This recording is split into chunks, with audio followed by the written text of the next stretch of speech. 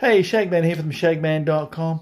Just going back to my primary school days where I went to school in a little place called Waimalku, where we lived north of Auckland, about 35 minutes north of Auckland, New Zealand. And we're in Form 2, about 12 years old. And an American girl comes to school, and they'd moved here, and her stepdad, they had a dairy farm in there, and I ended up working for him for a while. But anyway, so we both love music. We're into music, and she was teaching me about music. Some of the music, like Aerosmith, hadn't got to New Zealand by that stage. Hadn't heard of Aerosmith. She was telling me about them. But also, we both loved John Mellencamp, and we were talking about that.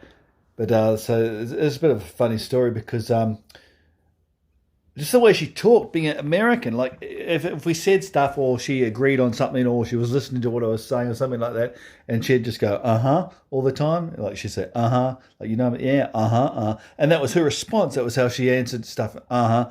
So what was funny was I'm asking her about this John Mellencamp, well, John Cougar, he was then, whatever he was. And I said, so, there's a song, Pink Houses. Do you know what album that's on? She goes, uh-huh. And I go, yeah. Yeah, but do you know what album is it on? And she goes, yeah, uh-huh. And I go, yeah, but I'm wanting to know the album.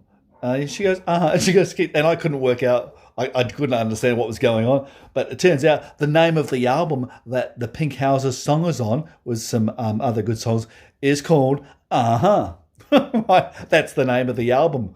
And after all that, I figured it out, but that was the way she talked. And it just happened to be, out of all the names it could have been, that was the name of the album. Pink Houses. It's got Pink Houses and some other good songs. Check it out if you like John Mellencamp. Yeah, so pretty funny stuff. But my primary school days.